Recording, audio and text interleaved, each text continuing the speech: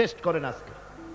আজকে গভীর রাত্রে ঘুম ভাঙিয়া বউকে জাগান, এই মাত্র স্বপ্নে দেখলাম এক ফেরেশতা বলে গেল আমি নাকি পীর, তো তুমি সর্বপ্রথম আমার কাছে মুরিদ হও। বউ বলবে যে এই দান্দাবাজি আমার কাছে কয়টেও না, অন্য কোথাও পথ দেখো। ঠিক না? স্ত্রী জান দিয়ে দিতে পারে স্বামীর জন্য, ঈমান আনতে পারে না। আল্লাহর নবী যখন নবুয়তের কথা হযরতে খাদিজার কাছে পেশ করলেন, হযরতে খাদিজা এক মুহূর্ত দেরি করেন নাই, এক সেকেন্ডও চিন্তা করেন নাই, সঙ্গে সঙ্গে মা খাদিজা পড়েছেন লা ইলাহা ইল্লাল্লাহু মুহাম্মাদুর রাসূলুল্লাহ। জোরে সোরে পড়েন লা ইলাহা, না না ওইটা লা ইলাহা, জোরে পড়েন লা ইলাহা।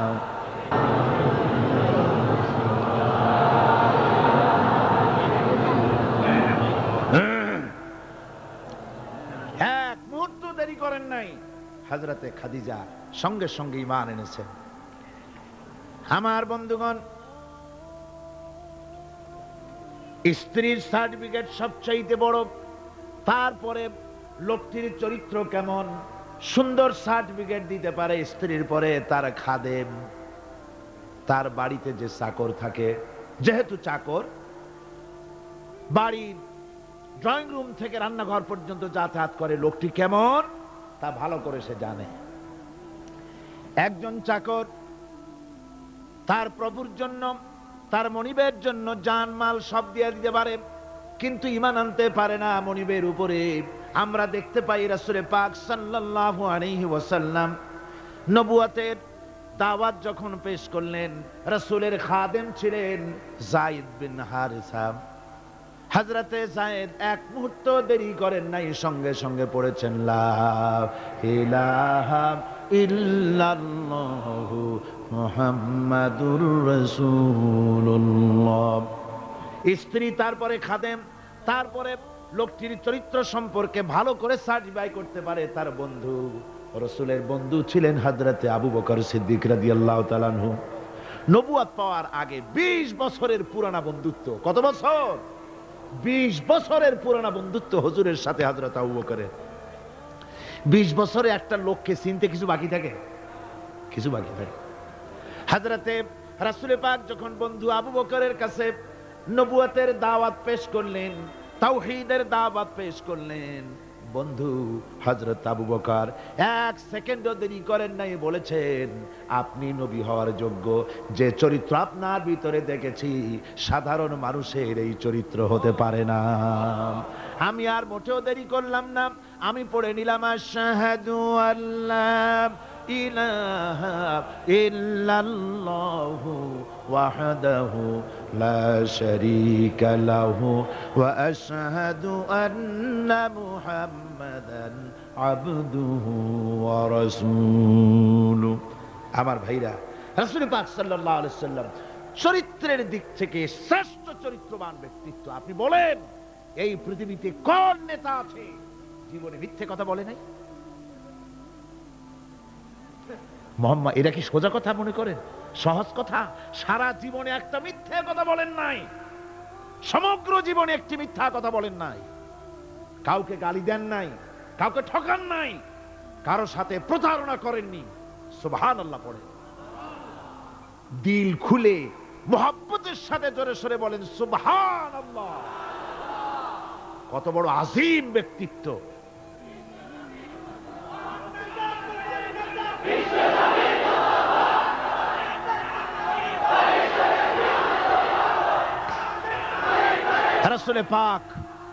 রাসূল পাক সাল্লাল্লাহু আলাইহি ওয়াসাল্লাম সমগ্র বিশ্বের নেতা, ইমামুল মুত্তাকিন, ইমামুল মুরসালিন, সমগ্র পৃথিবীর মানুষের নেতা, জেনেদের নেতা, সবার নেতা।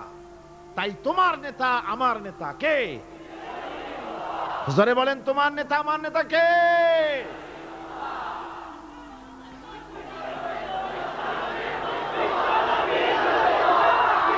আমার ভাইরা, এতক্ষণ বলেছি তিনি বিশ্ব নেতা। এবার শুনুন, রাসূল একদিকে বিশ্ব নেতা, আর একদিকে বিশ্ব নবী। আর একদিকে কি নবী? এর আগে যত নবী এসেছেন সমস্ত নবীরা হলেন এলাকার উপরে নবী, ভাষার উপরে নবী, গোত্রের জন্য নবী, কবিলার জন্য নবী। আল্লাহ রাব্বুল আলামিন বলেন, ওয়ালাকাদ আরসালনা নূহান ইলা কওমি। আমি নূহ আলাইহিস সালামকে লাকাদ আরসালনা নূহান ইলা কওমিহি, আমি নূহ আলাইহিস সালামকে তার কওমের জন্য নবী করেছি। শুআয়ব আলাইহিস সালামকে মাদিয়ানবাসীদের জন্য, হুদ আলাইহিস সালামকে তার গোত্রের জন্য, ঈসা আলাইহিস সালামকে বনি ইসরাইলদের জন্য, মুসা আলাইহিস সালামকে তার কওমের কাছে এমনি করে সমস্ত নবীদেরকে তার কওমের জন্যই আমি নবী করে পাঠিয়েছি। কিন্তু মুহাম্মদুর রাসূলুল্লাহ সাল্লাল্লাহু আলাইহি ওয়াসাল্লামকে বিশেষভাবে কোনো কওমের জন্য আমি নবী করি নাই। সুবহানাল্লাহ। কোন খাস কওমের জন্য মুহাম্মদ সাল্লাল্লাহু আলাইহি ওয়াসাল্লাম নবী নন। তার সম্মান এই পৃথিবীতে সবচাইতে বেশি মর্যাদা কার? হুজুরে। আল্লাহর পরে যার মর্যাদা, আল্লাহর পরে যার মর্যাদা, তিনি হচ্ছেন বিশ্বনবী জনাবে মুহাম্মদ রাসূলুল্লাহ সাল্লাল্লাহু আলাইহি ওয়াসাল্লাম। আমরা কোরআনে কারীমের মধ্যে দেখেছি, এই কোরআনে কারীমের ভিতরে আল্লাহ রাব্বুল আলামিন যত নবীদেরকে এই কোরআনে নাম উল্লেখ করেছেন, কোরআন শরীফে কতজন নবীর নাম আছে? 25 জন নবীর নাম আছে। এই 25 জন নবীদের মধ্য থেকে যারে যখন ইচ্ছে করেছেন আল্লাহ পাক নাম ধরে ধরে ডেকেছেন, ইয়া আদামু সুকুন আনতা ওয়া যাওজুকাল জান্নাহ। নাম ধরে ডাকলেন আদমকে। ইয়া ইয়াহইয়া খুযিল কিতাবা বিকুওয়া, হযরত ইয়াহইয়াকে ডাকলেন নাম ধরে। ইয়া যাকারিয়া, ইয়া নূহ। হযরত মুসা আলাইহিস সালামকে ডাকতেছেন, ওয়ামা তিলকা বিয়ামিনিকা ইয়া মুসা। আবার যখন আল্লাহ রাব্বুল আলামিন মুসলমানদের জাতির পিতাকে ডাকার দরকার বোধ করলেন, কে মুসলমানদের জাতির পিতা? ভুল করবেন না যেন, আমাদের দেশের লোকেরা পেঁচ লাগায় ফেলাইছে, মিছিল করে, স্লোগান দেয়, আমার নেতা, তোমার নেতা, অমুক সাতামাতা হাবিজাবি। মুসলমানদের জাতির পিতা আল্লাহ পাক ঠিক করে দিয়েছেন। কে ঠিক করেছেন? মিল্লাতা আবিকুম ইব্রাহিম হুয়া সাম্মাকুমুল মুসলিমিন। আল্লাহ পাক বলছেন দুনিয়ার সমস্ত মুসলমানদের পিতা, তোমাদের জাতির পিতা কে? হযরত ইব্রাহিম আলাইহিস সালাম। তোমরা আন্দাজে একটা পথের থেকে ধরে নিয়ে সাতামাতা জাতির পিতা বানাইতে পারো না। তোমরা বানাতে পারো জাতির পিতা, কিন্তু ইসলামের কাছে তার জুতার ফিতার কদর নাই।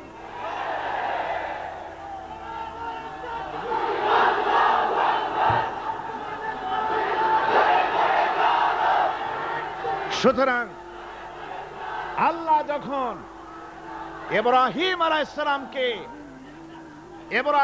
সালামকে ডাকার দরকার বোধ করেছেন, তখন কিন্তু ও মুসলমানদের জাতির পিতা এই কথা বলে তিনি ডাকেন নাই। দেখেছেন আল্লাহ রাব্বুল আলামিন ডাকলেন কিভাবে? কোরআনে কারীমের দিকে লক্ষ্য করুন। রব্বুল আলামিন বলেন, ওয়ানাদাইনাহু আইয়া ইব্রাহিম ক্বাদ সাদ্দাকতার রুইয়া ইন্না কাযালিকা নাজজিল মুহসিনিন। আমি ইব্রাহিমকে ডেকে বললাম, ও ইব্রাহিম, তুমি তোমার স্বপ্নকে বাস্তবে রূপ দিয়েছো, আর আমি এইভাবে করে মুহসিন ব্যক্তিদেরকে পুরস্কৃত করে থাকি। আল্লাহ পাক জাতির পিতা বলে ডাকলেন না, ইব্রাহিম নাম ধরে ধরে আল্লাহ পাক ডেকেছেন সব নবীদেরকে। কিন্তু গোটা কোরআন শরীফ, এই যে 30 পারা কোরআন, কোরআনে কারীমের প্রথম থেকে নিয়ে শেষ পর্যন্ত পড়ে দেখেন, ইয়া ইয়াহইয়া সে ইয়া যাকারিয়া, ইয়া মুসা, ইয়া ঈসা, এভাবে করে আছে, কিন্তু কোন জায়গায় ইয়া মুহাম্মদ, ইয়া আহমদ নাই। সুবহানাল্লাহ, সুবহানাল্লাহি বিহামদিহি। হুজুর আল্লাহ রাব্বুল আলামিন নাম ধরে ডাকেন নাই। নাম ধরে তো ডাকলিনি না। এই পৃথিবীতে কোন নবীদের তার নবীকে নাম ধরে ডাকার ব্যাপারে কোনো নিষেধ ছিল না। আল্লাহ রাব্বুল আলামিন মুমিনদেরকে বলে দিলেন, লা তাজআলু দুআআর রাসূলি বাইনাকুম কাদুআই বা'দিকুম বা'দা। তোমরা যেমন পরস্পরকে নাম ধরে ডাকাডাকি করো, এইভাবে করে আমার হাবিব মুহাম্মদ রাসূলুল্লাহ সাল্লাল্লাহু আলাইহি ওয়াসাল্লামকে কখনো নাম ধরে ডেকো না। সুবহানাল্লাহ, কখনো নাম ধরে ডেকো না। এই সম্মান আল্লাহ রাব্বুল আলামিন তার হাবিবকে দান করেছেন। এই সম্মান দিয়ে তাকে আল্লাহ পাক করলেন বিশ্বনবী। কি নবী করেছেন? বিশ্বনবী। আল্লাহ পাক বলছেন, নবী আপনি বলুন, যেহেতু রাসূলের রিসালাত হচ্ছেন বিশ্বজনীন সার্বজনীন, কিয়ামত পর্যন্ত নবুয়ত চলবে কার? মুহাম্মদ রাসূলুল্লাহ সাল্লাল্লাহু আলাইহি ওয়াসাল্লাম। আল্লাহ রাব্বুল আলামিন বলেন, কুল ইয়া আইয়ুহান নাসু ইন্নী রাসূলুল্লাহি ইলাইকুম জামিআ। ও নবী আপনি বলে দেন, হে মানব সকল, আমি তোমাদের সকলের জন্য আল্লাহর পক্ষ থেকে রাসূল হয়ে এসেছি। সকলের জন্য আমি রাসূল। এই জন্য মুহাম্মদ সাল্লাল্লাহু আলাইহি ওয়াসাল্লাম শুধু আমাদের মুসলমানদের রাসূল এটা দাবি করা যাবে না, তিনি সকলের জন্য। আল্লাহ যেমন সকলের, আল্লাহ কি শুধু মুসলমানদের না। সূরা ফাতিহায় কি পড়ি? আলহামদুলিল্লাহি রাব্বিল মুসলিমিন পড়ি, রাব্বিল আউলিয়া ওয়াল মুত্তাকিন পড়ি, রাব্বিল কি বলে রব্বুল মুত্তাকিন পড়ি না, আমরা পড়ি আলহামদুলিল্লাহি রাব্বিল আলামিন। আল্লাহ হচ্ছেন সকলের জন্য, সকলের স্রষ্টা। আল্লাহ যেমন সকলের, আল্লাহ পাক বলেন আমি যেমন সকলের, আমার নবী বিশ্ব নবীকে বানায় দিলাম। ওয়া মা আরসালনাকা ইল্লা রাহমাতাল লিল আলামিন। আমি রব্বুল আলামিন আর আমার হাবিব হচ্ছেন রাহমাতুল লিল আলামিন। আমি সকলের স্রষ্টা আর আমার রাসূল সকলের জন্য রহমত। জোরে বলেন সুবহানাল্লাহ। সকলের জন্য তিনি রহমত। আল্লাহ পাক বলেন, ওয়ামা আরসালনাকা ইল্লা কাফাতান লিন-নাসি বাশীরান ওয়া নাযীরা। আমি আপনাকে तमाम পৃথিবীর মানুষের জন্য সুসংবাদদাতা হিসেবে আর সতর্ককারী হিসেবে আপনাকে প্রেরণ করেছি, সকলের জন্য আপনি। আল্লাহ রাব্বুল আলামিন তার হাবিব সম্পর্কে বলেন, তাবারাকাল্লাযী নাযালাল ফুরকানা আলা আবদিহি লিয়াকুনা লিল আলামিনা নাযীরা। অতীব বরকতশালী সে আল্লাহ রাব্বুল আলামিন, যিনি তার বান্দার উপরে ফুরকান অবতীর্ণ করেছেন যাতে করে তিনি তার কওমের কাছে দাওয়াত পৌঁছান। এ কথা বলা হয় নাই লিয়াকুনা লিল আলামিনা নাযীরা, বিশ্ববাসীর কাছে যেন তিনি দাওয়াত পৌঁছাতে পারেন, আল্লাহর সম্পর্কে, জাহান্নাম সম্পর্কে ভীতি প্রদর্শন করাতে পারেন, জান্নাতের সুসংবাদ দিতে পারেন, হেদায়েতের দাওয়াত পৌঁছে দিতে পারেন। এই জন্য আমি রাসূলকে পাঠিয়েছি तमाम বিশ্বের সমস্ত মানুষের জন্য। সুবহানাল্লাহি ওয়া বিহামদিহি, তিনি সকলের জন্য। তার সম্মান আর মর্যাদা আল্লাহ রাব্বুল আলামিন এমন ভাবে পেশ করলেন, তার মর্যাদা এত বেশি, নবীর মর্যাদা এত বেশি। মুহাম্মদ সাল্লাল্লাহু আলাইহি ওয়াসাল্লাম যদি উম্মতের কোনো ব্যাপারে যদি বলেন হ্যাঁ, অমনি উম্মতের জন্য তা হালাল হয়ে যায়। সুবহানাল্লাহ পড়েন। কে আছে এমন যে তার মুখের কথাই কোন পরামর্শের ধার ধারে না? মুখের কথাটা কি? আইন। রাসূল যদি বলেন হ্যাঁ, উম্মতের জন্য কি হয়? হালাল। রাসূল বলছেন না, উম্মতের জন্য কি হয়ে গেল? হারাম হয়ে গেল। সুবহানাল্লাহি ওয়া বিহামদিহি।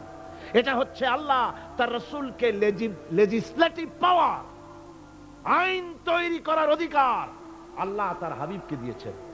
রাসূল ছিলেন শারে, শরীয়ত প্রণেতা। হালাল হারামের সীমারেখা কোরআনে যা আছে এটুকুনি শেষ নয়। হালাল হারামের সীমারেখা রাসূলের পাককে প্রদান করার জন্য, নির্ধারণ করার জন্য আল্লাহ পাক তাকে পারমিশন দিয়েছেন, পাওয়ার দিয়েছেন। ওয়ামা আতাকুমুর রাসূলু ফাখুযুহু ওয়ামা নাহাকুম আনহু ফান্তাহু। এই আয়াত দিয়ে প্রমাণিত হয় রাসূল তোমাদের জন্য যা দেন তা গ্রহণ করো, যা নিষেধ করেন তার থেকে বিরত থাকো, ফিরে থাকো। রাসূল পাক সাল্লাল্লাহু আলাইহি ওয়াসাল্লামের ইজ্জত সম্মান এভাবে আল্লাহ দান করলেন। হ্যাঁ বললে হালাল হয়ে যায়, না বললে হারাম হয়ে যায়। রাসূলের মর্যাদা এত বেশি, তিনি যদি পথ চলেন পা উঁচু করলে আরশ আজিম পর্যন্ত চলে যান। তিনি যদি আল্লাহর দরবারে মোনাজাত করেন, মোনাজাত করতে দেরি আছে, কবুল হতে দেরি নাই।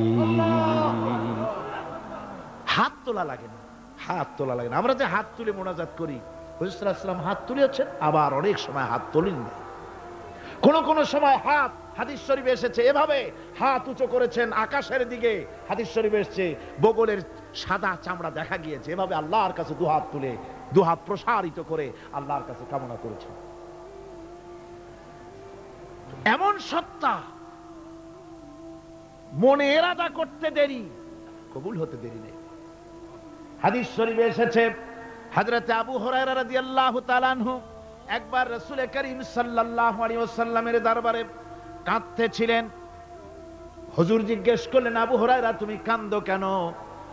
হুজুর হযরত আবু হুরায়রা বলেন, হুজুর আমার মা আমাকে মেরেছে, আমি সেই জন্য কাঁদতেছি। হুজুর বলেন, মা তোমাকে মারলো কেন? কোনো বেয়াদবি করেছো নাকি? তিনি বললেন, না কোনো বেয়াদবি করি নাই, তবে মারলো কেন?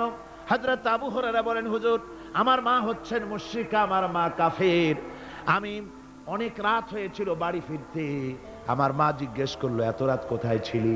আমি বললাম, মা তাম পৃথিবী যে কদম মোবারক চুমতে পারলে নিজেকে ধন্য মনে করে, আমি সেই রাসূলের দরবারে ছিলাম, আসতে দেরি হয়ে গেছে। ইয়া রাসূলুল্লাহ, আপনার নাম শোনা মাত্র আমার মায়ের গায়ে আগুন জ্বলে গেল, সহ্য করতে না পেরে আমাকে মায়ের আরম্ভ করে দিল। বলল, আবু হুরায়রা হয় আমার বাড়ি ছাড়বি, না হয় মুহাম্মদ সাল্লাল্লাহু আলাইহি ওয়াসাল্লামের ঘর ছাড়বি, কোনটা করবি কর। আমি বললাম, মা তোমার গায়ে যত শক্তি আছে সমস্ত শক্তি দিয়ে তুমি আমাকে প্রহার করো, আমি তামাম তোমার বাড়িটা সুদ্ধা তামাম দুনিয়া ছেড়ে দিতে পারি, কিন্তু রাসূল পাক সাল্লাল্লাহু আলাইহি ওয়াসাল্লামের কদম মোবারক ছাড়তে পারি না। ভাইরা আমার, হযরতে আবু হুরায়রা কাঁদতেছেন। আল্লাহর নবী বলেন, তুমি কাঁদো কেন?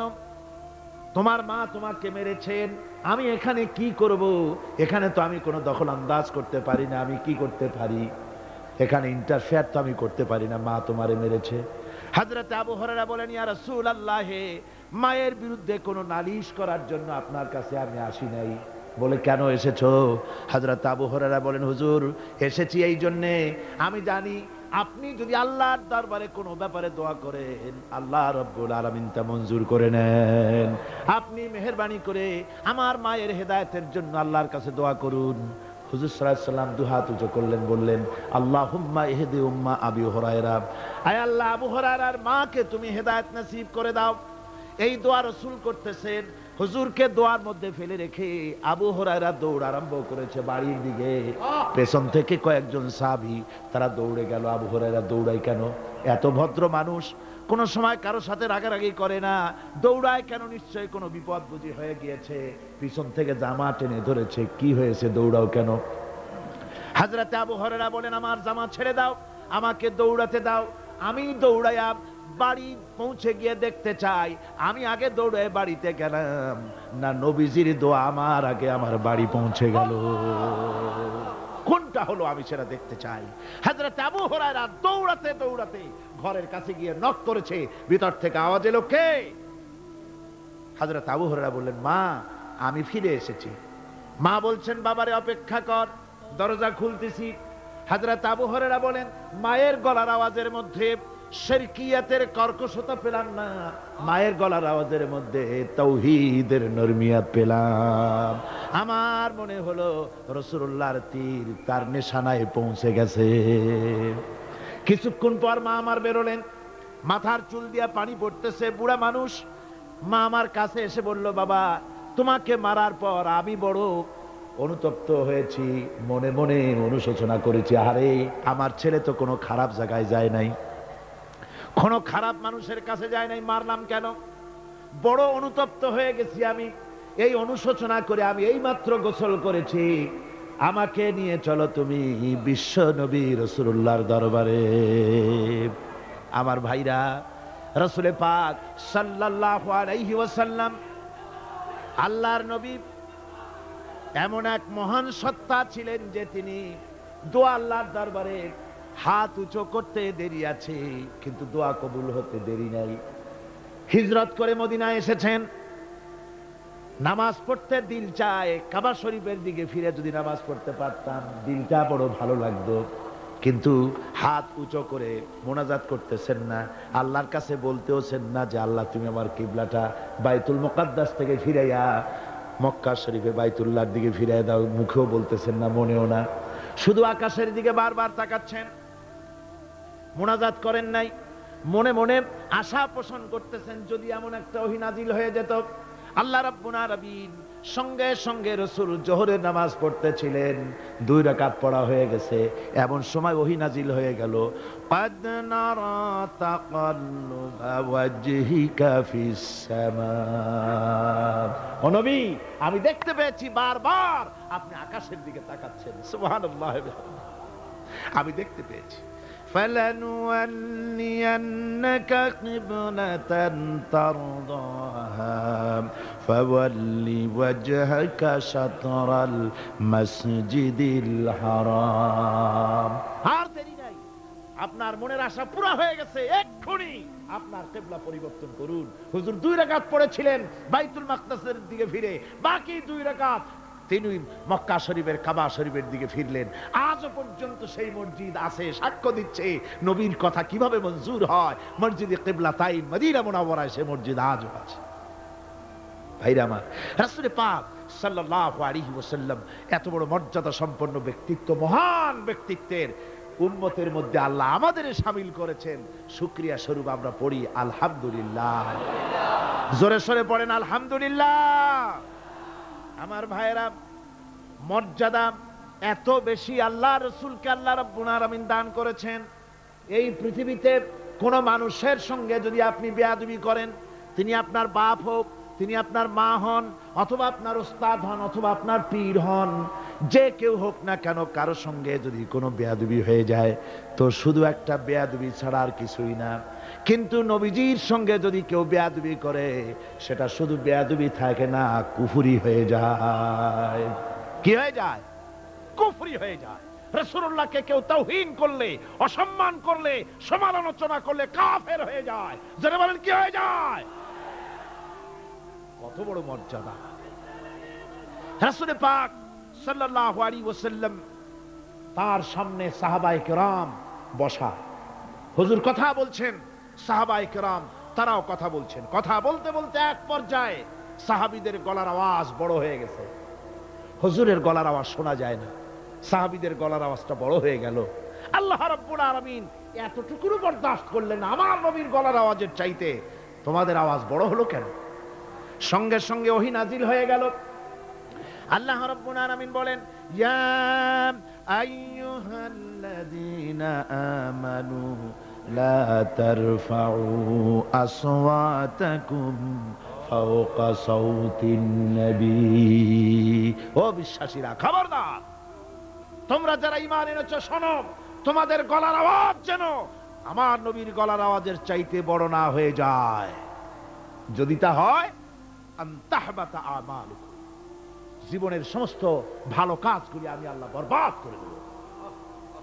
আজ পর্যন্ত এই আয়াতে কারিমা রাসূল পাক সাল্লাল্লাহু আলাইহি ওয়াসাল্লামের রওজায়ে আতহারের সামনে সবুজ সাইনবোর্ডের উপরে সোনার অক্ষর দিয়ে এই আয়াতে কারিমা লেখা রয়েছে। সুবহানাল্লাহ ওয়া বিহামদিহি।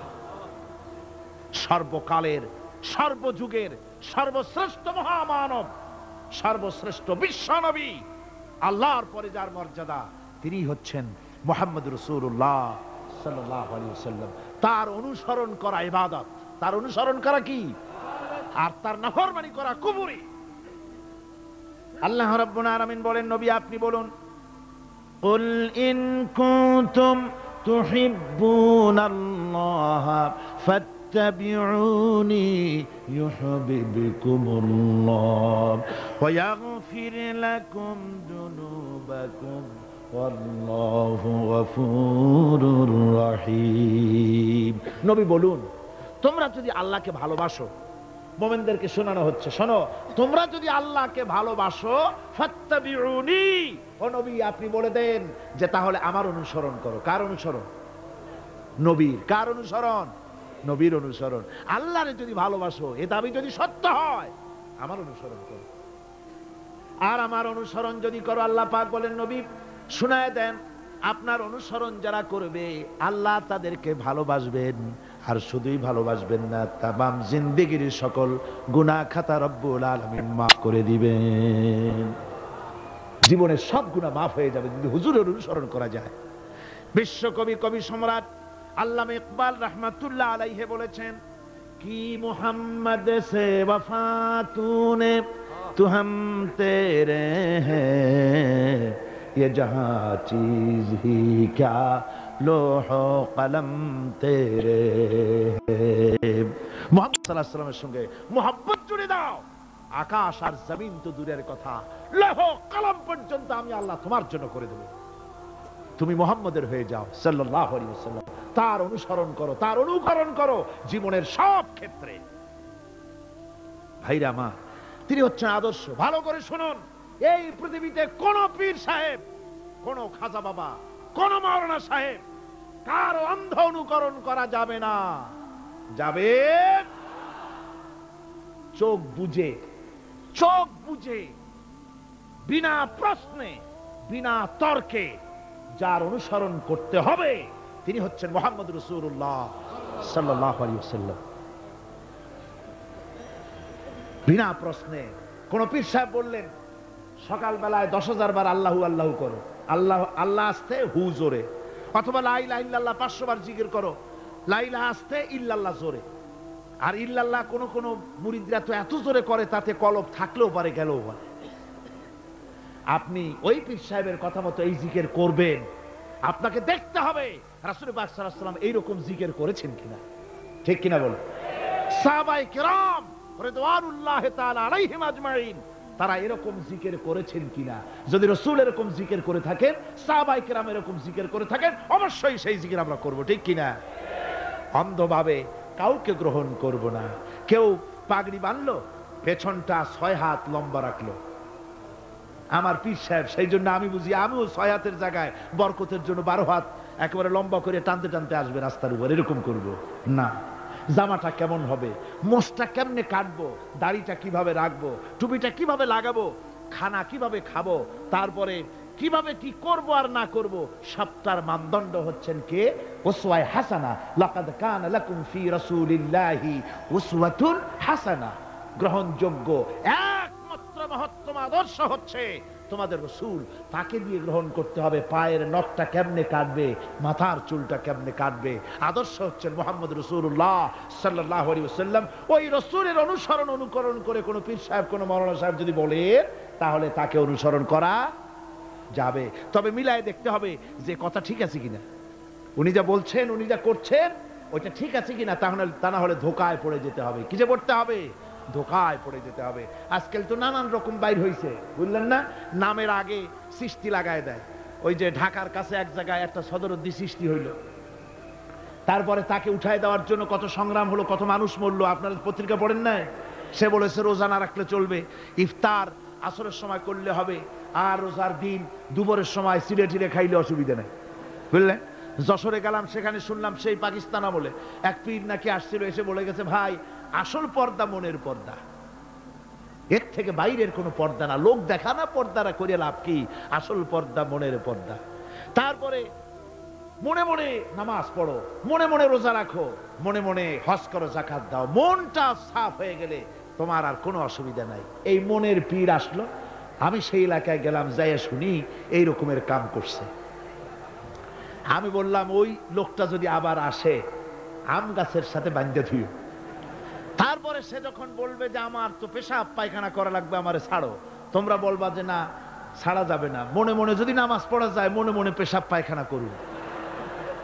যদি বলে আমার ক্ষুধা লাগছে অথবা পানি পান করব, তৃষ্ণা লেগেছে, বলতে হবে মনে মনে যদি রোজা রাখা যায় তো মনে মনে খাওয়া দাওয়ার কামটা সারিয়ে নেন মেহেরবানি করে। এই ধরনের কিছু সংখ্যক লোক বেরিয়েছে, যাদেরকে লোকেরা সাহাবীদের চাইতে নবীদের চাইতেও বড় মনে করে। আশ্চর্য কথা, বিভিন্ন জায়গায় এ ধরনের পীর হয়, তাদের আবার নওরোজ অনুষ্ঠান হয়, তাদের জন্ম দিবসে তাদেরকে গোসল করানো হয়, সেই গোসলের পানি আবার মুরিদেরা খায়। জোরে কর নাউজুবিল্লাহ, জোরে কর নাউজুবিল্লাহ।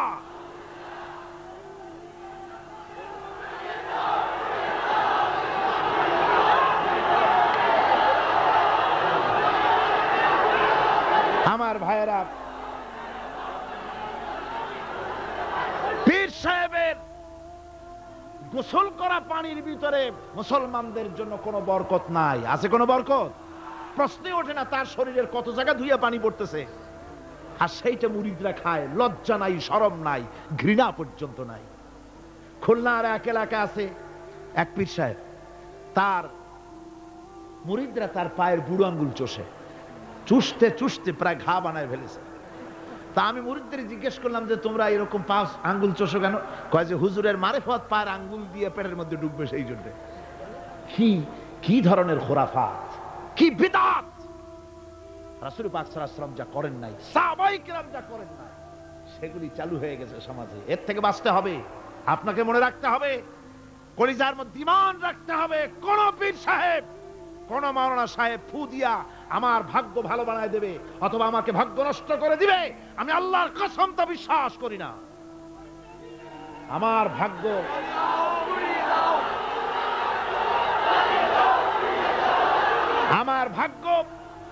আমার তাকদীর ভালো বা খারাপ, এ সবটা হতে পারে আল্লাহর পক্ষ থেকে। কার পক্ষ থেকে? জোরে বলেন, কার পক্ষ থেকে? আল্লাহর পক্ষ থেকে হতে পারে। সুতরাং আজকে আমাদের দেশে বহুত নকল পেরিয়ে গেছে। পীর মুরিদি একসময় খুব ভালো ছিল, কিন্তু যে জিনিস যত ভালো তার নকল বেরোয় তত তাড়াতাড়ি।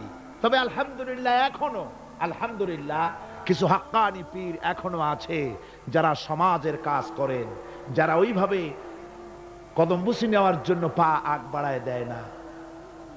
সেই জন্য বলছি যে আমাদের ইত্তেবা করতে হবে রাসূলের। কার ইত্তেবা করতে হবে? যা রাসূল করেন নাই, যা সাহাবায়ে কেরাম করেন নাই, তা আমরা করতে পারি না।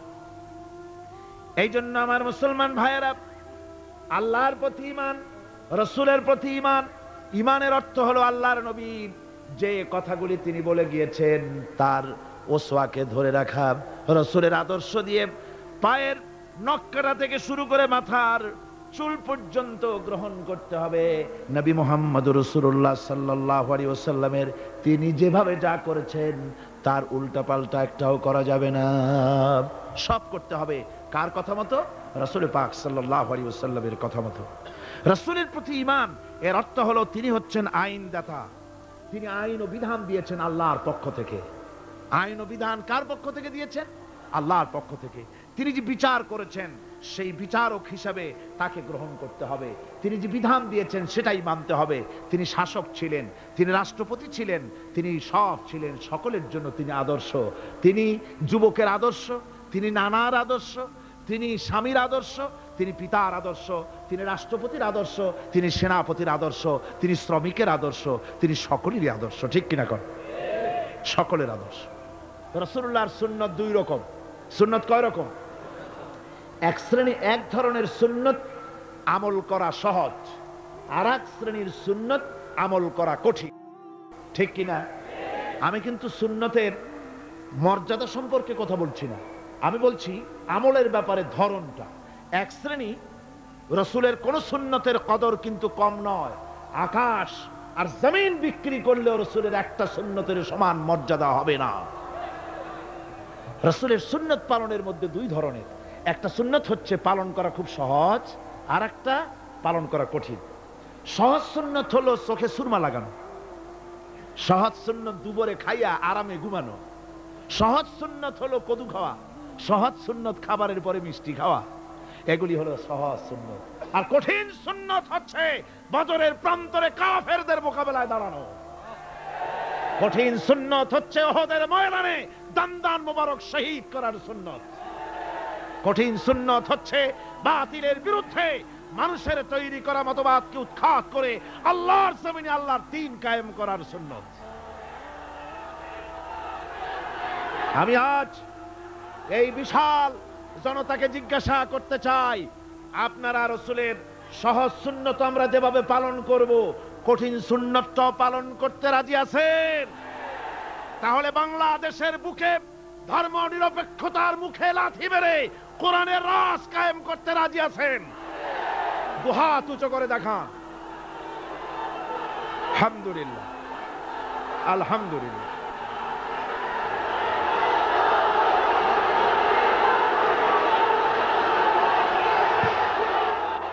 اللهم آمين. ربنا ظلمنا أنفسنا وإن لم تغفر لنا وترحمنا لنكونن من الخاسرين. ربنا لا تزغ قلوبنا بعد إذ هديتنا وهب لنا من لدنك رحمة إنك أنت الوهاب.